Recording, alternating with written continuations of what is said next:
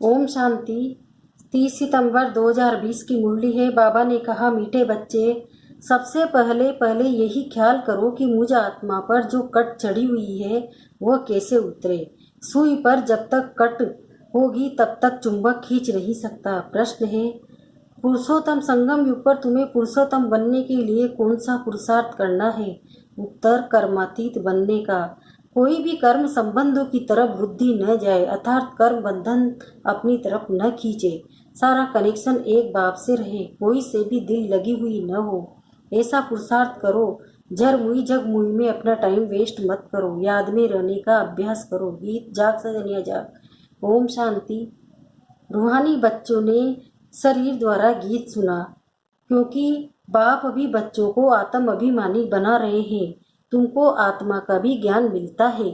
दुनिया में एक भी मनुष्य नहीं जिसको आत्मा का यही ज्ञान हो, तो फिर परमात्मा का ज्ञान कैसे हो सकता है? ये बाप ही बैठ समझाते हैं। समझाना शरीर के साथ ही है। शरीर बिगड़ तो आत्मा कुछ कर नहीं सकती। आत्मा जानती है हम कहाँ के निवासी है, किसके बच्चे हैं। अभी तुम यथार्थ रीति जानते हो, सब एक्टर्स पाठधारी है। भिन्न भिन्न धर्म की आत्माएं कब आती है ये भी तुम्हारी बुद्धि में है। बाप डिटेल नहीं समझाते हैं, होलसेल समझाते हैं। होलसेल अर्थात एक सेकंड में ऐसी समझानी देते हैं जो सतयुग आदि से लेकर अंत तक मालूम पड़ जाता है कि कैसे हमारा पार्ट मूंधा हुआ है। अभी तुम जानते हो बाप कौन है, उनका इस ड्रामा के अंदर क्या पार्ट है, ये भी जानते हैं। ऊंच से ऊंच बाप है, सर्व का सदगति दाता, दुख हरता, सुख करता। शिव जयंती गाई हुई है, जरूर कहेंगे शिव जयंती सबसे ऊंचे। खास भारत में ही जयंती मनाते हैं। जिस जिसकी राजाई में जिस ऊंच पुरुष की पास्ट की हिस्ट्री अच्छी होती है तो उनकी स्टैम्प भी बनाते हैं। अब शिव की जयंती भी मनाते हैं। समझाना चाहिए सबसे ऊंच जयंती किसकी हुई, किसकी स्टैम्प बनानी चाहिए। कोई साधु संत अथवा सिखों का, मुसलमानों का व अंग्रेजों का। कोई फिलोसोफर अच्छा होगा तो उनकी स्टैम्प बनाते रहते हैं, जैसे राणा प्रताप आदि की भी बनाते हैं। अब वास्तव में स्टैम्प होनी चाहिए बाप की, जो सबका सदगति दाता है। इस समय बाप न आए तो सदगति कैसे हो, क्योंकि सब रोरव नरक में गोता खा रहे हैं। सबसे ऊंचते ऊंचे शिव बाबा पतित पावन। मंदिर भी शिव के बहुत ऊंचे स्थान पर बनाते हैं, क्योंकि ऊंचते ऊंच है ना। बाप ही आकर भारत को स्वर्ग का मालिक बनाते हैं। जब वह आते हैं तब सदगति करते हैं, तो उस बाप की ही याद रहनी चाहिए। इस टाइम भी शिव बाबा की कैसे बनाए? भक्ति मार्ग में तो शिवलिंग बनाते हैं, वही ऊंचते ऊंच आत्मा ठहरे। ऊंचते ऊंच मंदिर भी शिव का ही मानेंगे। सोमनाथ शिव का मंदिर है ना। भारतवासी तमो प्रधान होने कारण ये भी नहीं जानते कि शिव कौन है। जिसकी पूजा करते हैं उसका ऑक्यूपेशन तो जानते नहीं। राणा प्रताप ने भी लड़ाई की, वो तो हिंसा हो गई। इस समय तो सबे डबल हिंसक, विकार में जाना, काम कटारी चलाना, ये भी हिंसा है ना। डबल अहिंसक तो ये लक्ष्मी नारायण है। मनुष्य को जब पूरा ज्ञान हो तब अर्थ सहित स्टैंप निकले। मनुष्य सतयुग में स्टैम्प निकलती है लक्ष्मी नारायण की। शिव बाबा का ज्ञान तो वहाँ रहता नहीं है, तो जरूर ऊंचते ऊंच लक्ष्मी नारायण की स्टैम्प लगी होगी। अभी भी भारत का ये स्टैम्प होना चाहिए। ऊंचते ऊंचते मूर्ति शिव, वह तो अविनाशी रहना चाहिए, क्योंकि भारत को अविनाशी राजगद्दी देते हैं। परम पिता परमात्मा ही भारत को स्वर्ग बनाते हैं। तुम्हारे में भी बहुत है जो ये भूल जाते हैं कि बाबा हमको स्वर्ग का मालिक बनाते हैं। ये माया बुला देती है। बाप को न जानने के कारण भारतवासी कितनी भूली करते आए हैं। शिव बाबा क्या करते हैं वह किसी को भी पता नहीं है। शिव जयंती का भी अर्थ नहीं समझते। ये नॉलेज सिवाय बाप के और कोई को नहीं है। अभी तुम बच्चों को बाप समझाते हैं, तुम औरों पर भी रहम करो, अपने ऊपर भी आप ही रहम करो। टीचर पढ़ाते हैं, ये भी रहम करते हैं ना। ये भी कहते हैं मैं टीचर हूँ, तुमको पढ़ाता हूँ। वास्तव में इनका नाम पाठशाला भी नहीं रहेंगे। ये तो बहुत बड़ी यूनिवर्सिटी है, बाकी तो सब है झूठे नाम।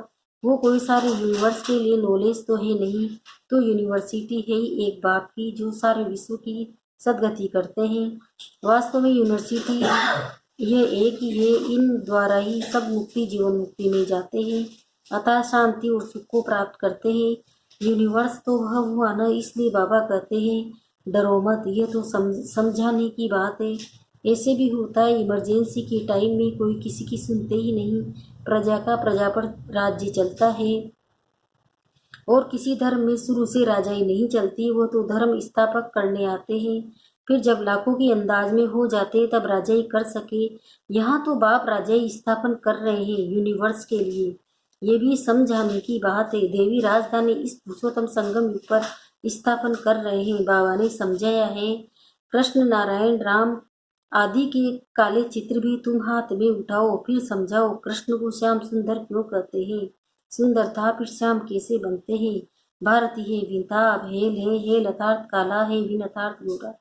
राम राज्य को दिन, रावण राज्य को रात कहा जाता है। तो तुम समझा सकते हो देवी देवताओं को काला क्यों बनाया है। बाप बेट समझाते हैं, तुम हो अभी पुरुषोत्तम संगम युग पर, वो नहीं है। तुम तो यहाँ बैठे हो ना, यहाँ तुम हो ही संगम युग पर पुरुषोत्तम बनने का पुरुषार्थ कर रहे हो। विकारी पतित मनुष्यों से तुम्हारा कोई कनेक्शन ही नहीं है। हाँ, अभी कर्मातीत अवस्था नहीं हुई है, इसलिए सर्व संबंधों से ही दिल लग जाती है। कर्मातीत बनना उसके लिए चाहिए याद की यात्रा। बाप समझाते हैं, तुम आत्मा हो, तुम्हारा परमात्मा बाप के साथ कितना लव होना चाहिए। ओहो बाबा हमको पढ़ाते हैं, वो उमंग कोई में रहता नहीं है। माया घड़ी घड़ी दे अभिमान में ला देती है, इसलिए समझते हैं शिव बाबा हम आत्माओं से बात कर रहे हैं। तो वह कशिश, वह खुशी रहनी चाहिए न, जिस सुई पर जरा भी जंग नहीं होगी। वो चुंबक के आगे तुम रखेंगे तो फट से चटक जाएंगी। थोड़ी भी कट होगी तो चटकेगी नहीं, कशिश नहीं होगी। जहाँ से नहीं हो जहाँ से नहीं होगी फिर उस तरफ से चुंबक खींचेगी। बच्चों में कशिश तब होगी जब याद की यात्रा पर होंगे, कट होगी तो खींच नहीं सकेंगे। हर एक समझ सकते हैं हमारी सुई बिल्कुल पवित्र हो जाएगी तो कशिश भी होगी।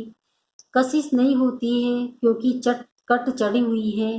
तुम बहुत याद में रहते हो तो विक्रम भस्म होते हैं। अच्छा, फिर अगर कोई पाप करते हैं वो 100 गुना दंड हो जाता है, कट चढ़ जाती है, याद नहीं कर सकते।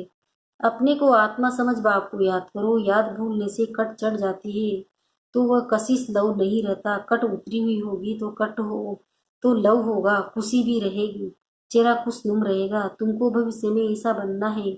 सर्विस नहीं करते तो पुरानी सड़ी हुई बातें करते रहते हैं। बाप से बुद्धि योगी तुड़ा देते हैं, जो कुछ चुंबक थी वह भी गुम हो जाती है। बाप से जरा भी लव नहीं रहता। लव उनका रहेगा जो अच्छी रीति बाप को याद करते होंगे। बाप को भी उनसे कशिश होगी। ये बच्चा सर्विस भी अच्छा करता है और योग में रहता है तो बाप का प्यार उन पर रहता है। अपने ऊपर ध्यान रखते हैं, हमसे कोई पाप तो नहीं हुआ है। अगर याद नहीं करेंगे तो कट कैसे उतरेगी। बाप कहते हैं चार्ट रखो तो कट उतर जाएगी। तमो प्रधान से सतो प्रधान बनना है तो कट उतरनी चाहिए, उतरती भी है फिर चढ़ती भी है। 100 गुना दंड पड़ जाता है। बाप को याद नहीं करते हैं तो कुछ न कुछ पाप कर लेते हैं। बाप कहते हैं कट उतरने बिगड़ तुम मेरे पास आ नहीं सकेंगे, नहीं तो फिर सजा खानी पड़ेगी। मोचरा भी मिलता है, पद भी भ्रष्ट हो जाता है, बाकी बाप से वर्षा क्या मिला। ऐसा कर्म नहीं करना चाहिए जो और ही कट चढ़ जाए। पहले तो अपनी कट उतारने का ख्याल रखो। नहीं ख्याल नहीं करते तो फिर बाप समझेंगे इनकी तकदीर में नहीं है। क्वालिफिकेशन चाहिए, अच्छे करेक्टर्स चाहिए। लक्ष्मी नारायण के करेक्टर्स को गाए हुए हैं। इस समय के मनुष्य उन्हों के आगे अपना करेक्टर वर्णन करते हैं। शिव बाबा को जानते ही नहीं। सदगति करने वाला तो वही है। सन्यासियों के पास जाते हैं परंतु सर्व का सदगति दाता है एक। बाप ही स्वर्ग की स्थापना करते हैं, फिर तो नीचे ही उतरना है। बाप के सिवाय कोई पावन बना न सके। मनुष्य खड्डे के अंदर जाकर बैठते हैं, इससे तो गंगा में जाकर बैठे तो साफ हो जाए, क्योंकि पतित पावनी गंगा कहते हैं ना। मनुष्य शांति चाहते हैं तो जब वो जाएंगे तब पाठ पूरा होगा। हम आत्माओं का घर है निर्वाण धाम, यहाँ शांति कहाँ से आई। तपस्या करते हैं, वह भी कर्म करते हैं ना, करके शांत में बैठ जाएंगी। शिव बाबा को तो जानते ही नहीं। वो सभी भक्ति मार्ग पुरुषोत्तम संगम युग एक ही है। जबकि बाप आते हैं आत्मा स्वच्छ बन मुक्ति जीवन मुक्ति में चली जाती है। जो मेहनत करेंगे वह राज्य करेंगे, बाकी जो मेहनत करेंगे नहीं करेंगे वह सजाएं खाएंगे।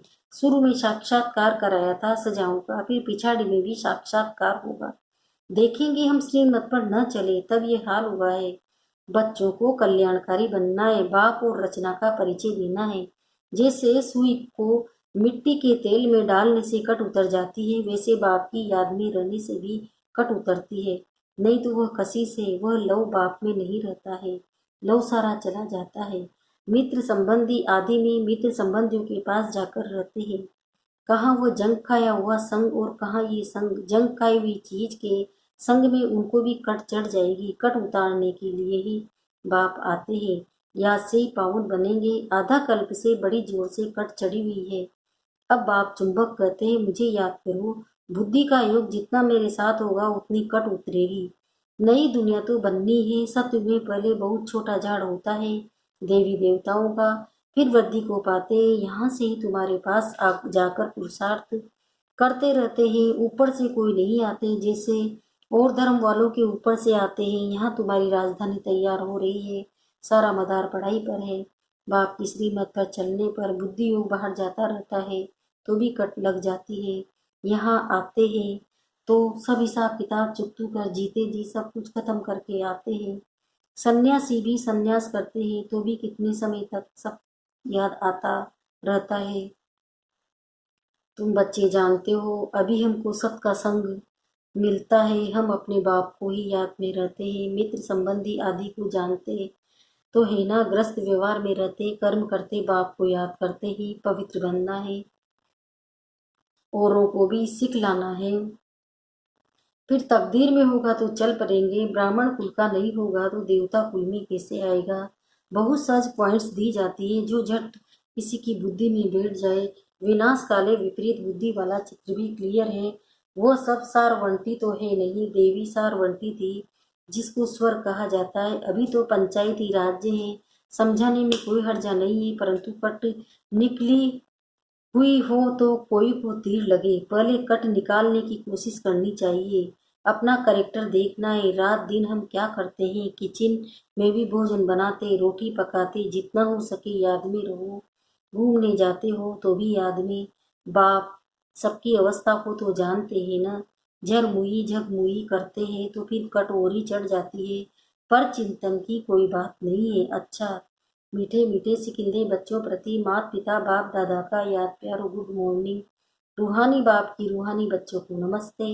हम रूहानी बच्चों की भी रूहानी माता पिता बाप दादा को याद प्यार गुड मॉर्निंग, नमस्ते नमस्ते नमस्ते। शुक्रिया बाबा, शुक्रिया आपका पद्मा पदम, शुक्रिया। धारणा के लिए मुख्य सार है, पहला है, जैसे बाप टीचर रूप में पढ़ाकर सब पर रहम करते हैं, ऐसे अपने ऊपर औरों पर भी रहम करना है। पढ़ाई और श्रीमत पर पूरा ध्यान देना है, अपने करेक्टर सुधारने हैं। आपस में कोई पुरानी सड़ी हुई पर चिंतन की बातें करके बाप से बुद्धि योग नहीं दिलाना है। कोई भी पाप कर्म नहीं करना है, याद में रखकर जंग उतारनी है। वरदान, सर्व शक्तियों को ऑर्डर प्रमाण अपना सहयोगी बनाने वाले प्रकृति जीत भव। सबसे बड़े से बड़ी दासी प्रकृति है। जो बच्चे प्रकृति जीत बनने का वरदान प्राप्त कर लेते हैं उनके ऑर्डर प्रमाण सर्व शक्तियां और प्रकृति रूपी दासी कार्य करती है, अर्थात समय पर सहयोग देती है। लेकिन यदि प्रकृतिजीत बनने के बजाय अलबेलेपन की नींद में वह अल्पकाल की प्राप्ति के नशे में वो व्यर्थ संकल्पों के नाच में मस्त होकर अपना समय गंवाते हो तो शक्तियां ऑर्डर पर कार्य नहीं कर सकती। इसलिए चेक करो कि पहले मुख्य संकल्प शक्ति, निर्णय शक्ति और संस्कार की शक्ति तीनों ऑर्डर में है। स्लोगन है, बाप दादा के गुण गाते रहो तो स्वयं भी गुणमूर्त बन जाएंगे। ओम शांति।